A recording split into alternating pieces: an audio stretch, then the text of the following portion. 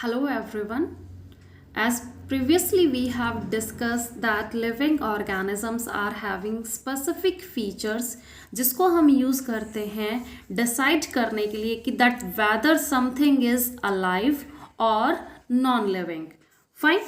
Already we have discussed parameters like growth, but we were not satisfied that each and everything which grows could not be enter into the category of living organism.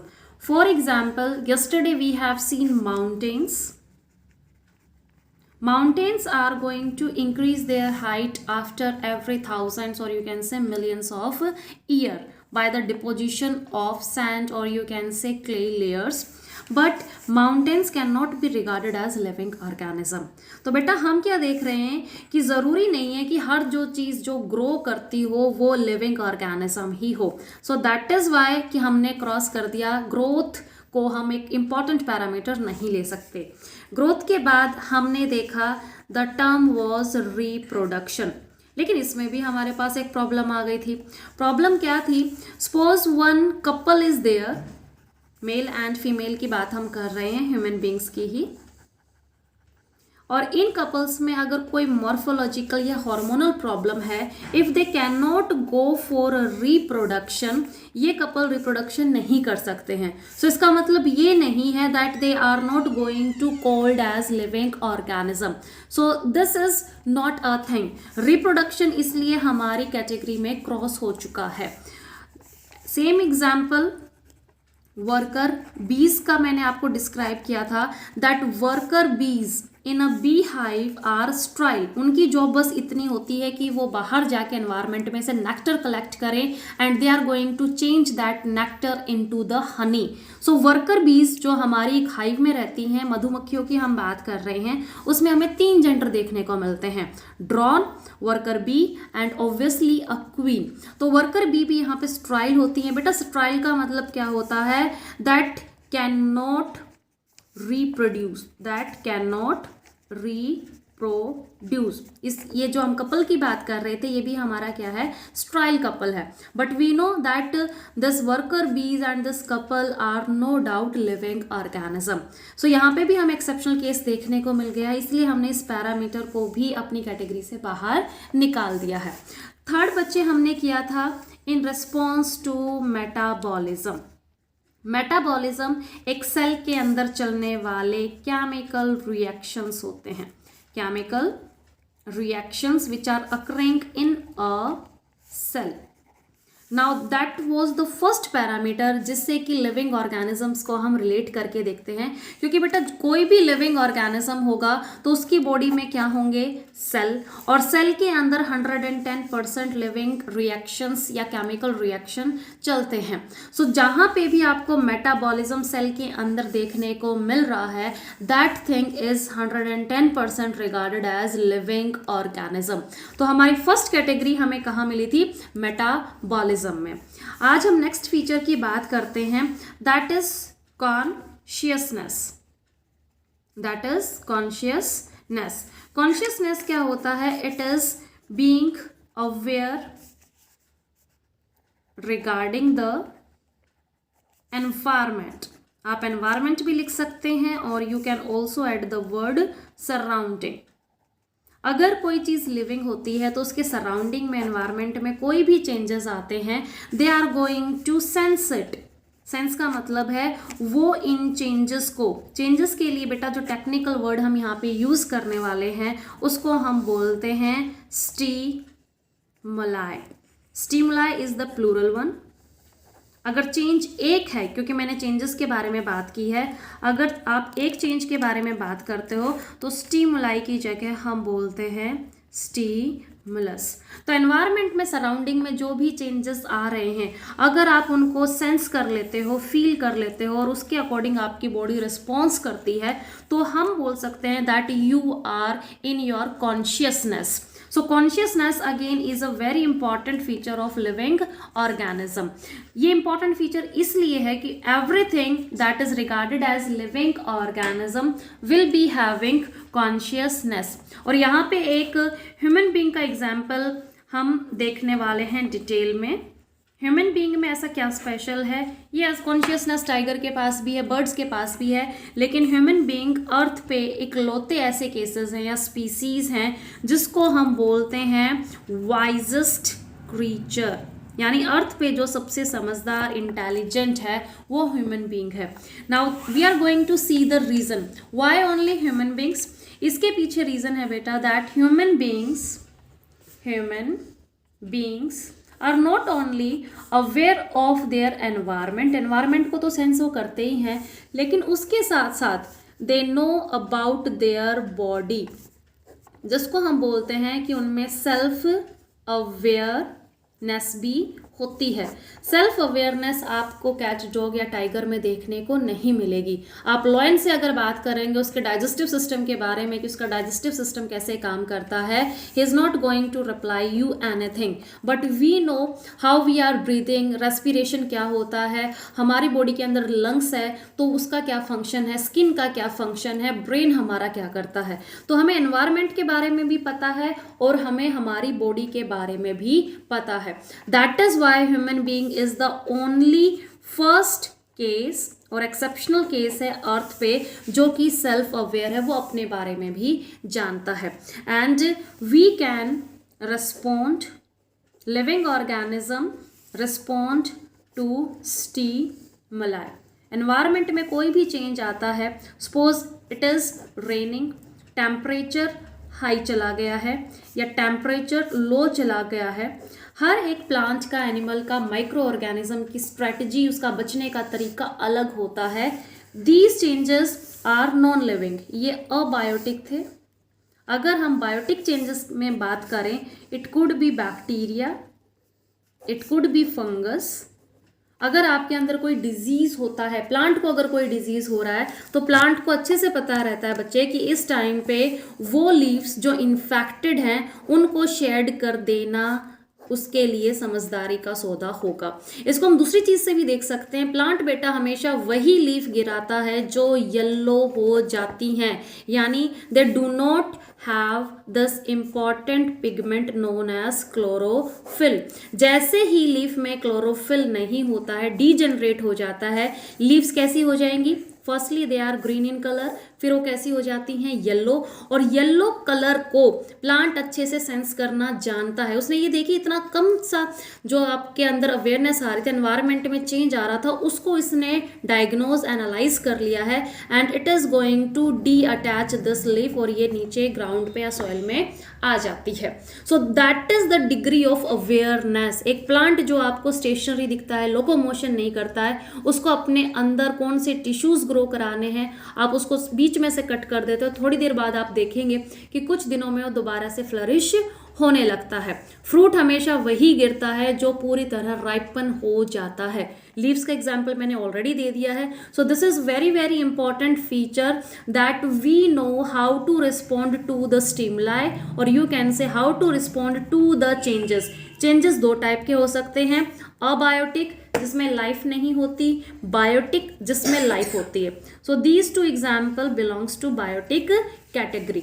Changes को हम क्या बोलते हैं? Stimuli. आगे हम चलते हैं। यहाँ से बेटा जो अभी तक हमने पैरामीटर्स किए हैं, लिविंग ऑर्गेनिज्म को हम कैसे डिफाइन कर सकते हैं? तो इतना हम सब कुछ जानने के बाद लिविंग ऑर्गेनिज्म की एक डेफिनेशन को इवॉल्व करते हैं। So these are the self replicating का मतलब हम ऑलरेडी कर चुके हैं, जो मरने से पहले अपनी एक कॉपी बना के अर्थ पे लीव कर जाते हैं कि ताकि उनका स्पीसीज अर्थ से पूरी तरह एक्सटिंक्ट ना हो। कोई भी प्लांट है वो मरने से पहले अपना एक जो सीड है, सेनेसेंस फेज जिसको हम बोलते हैं, सीड को ज़रूर बना के फ्रूट में एनक्लोज करके जाएगा। Same is the thing with fishes, same is the thing with the octopus. So we are self replicating. Next thing, self regulating. हम एनवायरनमेंट से तालमेल बिठाना या फिर एनवायरनमेंट के अकॉर्डिंग अपने आप में जो हमें चेंजेस लेके आने होते हैं वो हम कॉन्शियसनेस के साथ उनमें थोड़ा सा एडिप्टेशन करने के कैपेबल रहते हैं। तो we can regulate the changes that are occurring inside our body, अगर कोई भी चेंज बाहर से हमें देखने को मिल सकता है। Next thing, we know very well that how to and respond to stimuli. These are the self-replicating and self-regulating and respond to stimuli creatures. Now this is the proper definition of living organism. और कुछ आपको उसमें देखने को मिले ना मिले, replication होना मस्ट है, रेगुलेशन उनको आना चाहिए, और जो चेंजेस है उनको वो सेंस कर सके, वो इस कंडीशन में होने चाहिए। Further on we have added one more important term in this thing, that is evolution. जैसे हम अभी आप बात कर रहे हैं कि जो हमारी अर्थ है वो कंटिन्यूसली क्या हो रही है, चेंज हो रही है। तो इसके अकॉर्डिंग जो हमारे लिविंग क्रीचर्स हैं, लिविंग ऑर्गेनिज्म है, वो भी अपने अंदर एवोल्यूशन की प्रॉपर्टीज़ को शो करते हैं। यानी हम अपने ही एग्जाम्पल ले, some millions of years ago we are living like a caveman, लेकिन आज आप अपनी बॉडी को देखेंगे तो वो काफ़ी बदल चुकी है, स्किन हमारी सॉफ्ट हो चुकी है, हेयर वहाँ पे नहीं है। तो हमने क्या की है, एवोल्यूशन, हमने अपने अंदर वो चेंजेस को अक्वायर किया है जो हमारे इस चेंजिंग एनवायरनमेंट को रहने में या रेगुलेट करने में हमारी हेल्प करते हैं। आने वाले टाइम में अर्थ फिर से चेंज होगी, it could be very very high in temperature, और वहाँ पे फिर से जो आज का मैन है, आज का होमोसेपियन है, वो इवोल्व होके कुछ एक नया स्पीसीज बन सकता है। तो आज हम जैसे ये बोलते हैं कि मंकीज हमारे एंसेस्टर हैं, कल को जो हमसे भी सुपीरियर वैरायटी यहाँ पे आएगी, स्पीसीज आएंगे अर्थ पे, तो वो हमें बोल सकते हैं दैट होमोसैपियंस मैन हमारे क्या थे, एंसेस्टर थे। Got it. तो अभी तक हमने क्या किया, that what are the important features of living organism, growth, reproduction, metabolism, consciousness, response to stimuli, and after that we have seen a proper definition of living organism. Living organism में मैंने 3 word डाले हैं, self replicating, self regulating and consciousness. Consciousness को ही हम दूसरे word में क्या लिख सकते हैं, response to stimuli.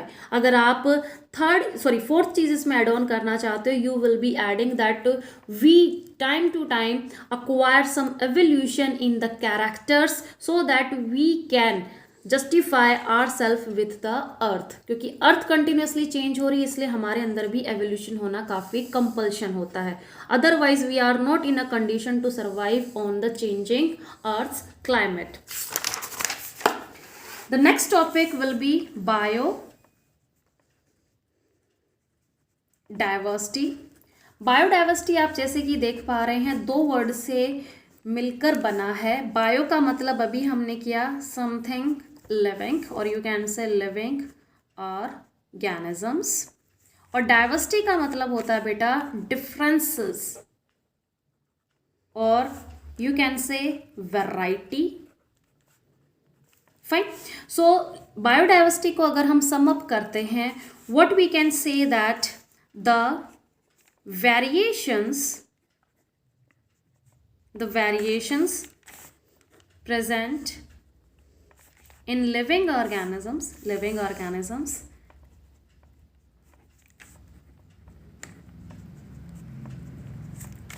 on earth is known as biodiversity. So variations जो हमें नज़र आ रही है कहाँ, लिविंग ऑर्गेनिजम्स पे, उसको हम क्या बोलते हैं, बायोडाइवर्सिटी। साइंटिस्ट का मानना है that there are total 8.7 million species of living organism present on the earth. तो अर्थ पे कितनी सारी वैरायटी है लिविंग ऑर्गेनिजम्स, हम बेसिकली 3 कैटेगरी में डिवाइड करके देखते हैं। It could be plant, it could be animals, और it could be microorganisms. तो इन सब चीज़ों में आपको कितनी ज़्यादा वैरायटी मिलती है, 8.7 million. It is something 87 lakh. तो इतने ज़्यादा स्पीसीज अर्थ पे आप देख सकते हैं, बट इतनों में से आज हमारे पास जो नोन है ऑन द रिकॉर्ड हैं, दीज आर ओनली 1.7 और यू कैन से 1.8 मिलियन। तो इसलिए हर कुछ महीने में या हर कुछ 15 या 20 दिन में जो साइंटिफिक जर्नल्स होते हैं, just like a newspaper, we got to see the headlines और the news that in this country or in this state or in this place we are going to see a new species of frog. It could be butterfly, it could be snake, it could be bacteria या कोई virus है। हम plant की, animals की और micro organism की नई नई स्पीसीज को आज भी डिस्कवर करने पे लगे हुए हैं। So total there is a plenty of variation, और उसमें से जो ऑन द रिकॉर्ड अगर हमारे पास हैं वो काफ़ी कम है। तो जितनी हमने डिस्कवर की है उससे कहीं ज़्यादा अभी हमें डिस्कवर करना बाकी है। So see the number is very very high. इसको हम एक एग्जाम्पल से और देखते हैं। अगर हम राइस का ही एग्जाम्पल लेते हैं तो टोटल हमारे पास अर्थ पे 40,000 अलग अलग टाइप के राइस हैं। See the variation in the rice itself. So this is the biodiversity. Got it? Next thing we are going to talk about the different branches. अब इतनी ज़्यादा बायोडाइवर्सिटी है, इतना ज़्यादा आपके पास नंबर है, how we are going to study so much 87 lakh species को हम स्टडी करें तो करें कैसे? So we need to study some different small branches of biology, जिसमें सबसे पहले आता है आइडेंटिफिकेशन।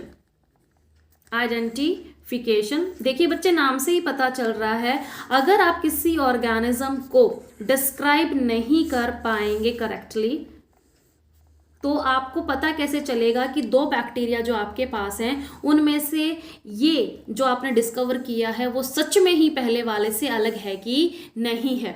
Got it? अभी मैंने राइस की आपको ये नंबर ऑफ स्पीसीज आपको बताया था that it could B 40,000। So you should know the difference कि पहले वाले राइस में और जो अभी आपने नया डिस्कवर किया उसमें डिफरेंस कितना है। सो आइडेंटिफिकेशन वो ब्रांच है, वो स्टडी है जहाँ पे हम एक लिविंग ऑर्गेनिजम्स को करेक्टली उसके फीचर्स पे डिस्क्राइब करते हैं। Got it? So after that we are going for its classification. Classification जैसे स्कूल्स में आपने देखा होगा छोटी छोटी क्लासेस हैं, ये 7th है, ये 8th है, जिनका सिलेबस अलग होता है, एज ग्रुप अलग होता है। तो इतने सारे लिविंग ऑर्गेनिज्म हैं। फर्स्ट स्टेप में आपने क्या किया, उनको आइडेंटिफाई कर लिया। सेकंड स्टेप पे बेटा आपको नाउ दूसरे स्टेप के लिए जाना पड़ेगा, दैट इज क्लासीफाइंग। आपको उनकी ग्रुपिंग करनी पड़ेगी। फाइन। और ये ग्रुपिंग होती है दो चीज़ों के बेसिस पे, दैट इज सिमिलैरिटीज एंड डिससिमिलैरिटीज।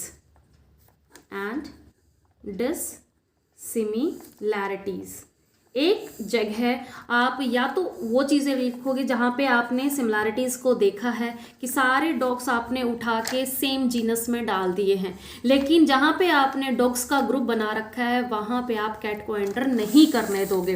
तो हम डिससिमिलैरिटीज़ को भी कंसिडर करते हैं एज वेल एज सिमिलैरिटीज़ को भी कंसिडर करते हैं। Third step is related to nomenclature. Nomenclature क्या होता है, इतने सारे आपने ग्रुप्स बना दिए, लिविंग ऑर्गेनिजम्स काफ़ी ज़्यादा हैं, आप इनको बोलोगे क्या?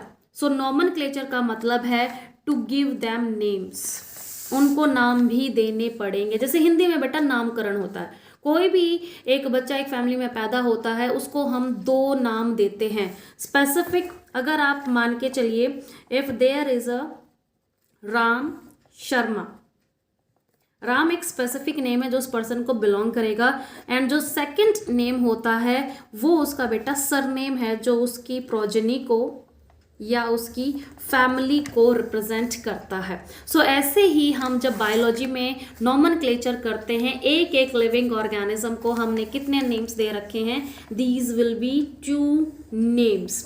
ये दो नेम क्या क्या होते हैं, एक तो होता है जीनस का जो हम सबसे पहले लिखते हैं। तो फर्स्ट हमें दो नाम देने हैं, दो नाम में सबसे पहले किसका आएगा, उस ऑर्गेनिज्म के जीनस का आएगा, and the second thing is related to the species. For example ये हमारा सेकेंड नेम होगा जो मैंने आपको बताया था कि फर्स्ट नेम राम है और दूसरा क्या है, शर्मा। Got it. तो राम क्या है, जीनस का नेम है, and the Sharma is what, surname. तो ऐसे ही एग्जाम्पल आप यहाँ पे देखिए, जैसे हम मैन को बायोलॉजी में क्या बोलते हैं, होमो सैपियंस। तो होमो हमारा क्या है बच्चे, मैंने अभी आपको क्या बताया था, पहला नेम हमारे जीनस को रिप्रेजेंट करेगा। तो होमो हमारा क्या है, जीनस, और सैपियंस हमारा क्या है, स्पीसीज। ऐसे ही हमें अगर देखना हो, मैंगो को हम क्या बोलते हैं, इसको मैग्नीफेरा इंडिका। तो मैग्नीफेरा क्या है, उसका जीनस, और इंडिका क्या है, स्पीसीज। नॉमेनक्लेचर के जो रूल्स हैं हम नेक्स्ट वीडियो में करेंगे कि नॉमेनक्लेचर जब हम किसी ऑर्गेनिज्म का करते हैं तो कौन कौन से फीचर्स या कौन कौन से डिटेल्स पे हमें फोकस करना पड़ता है। Thank you everyone.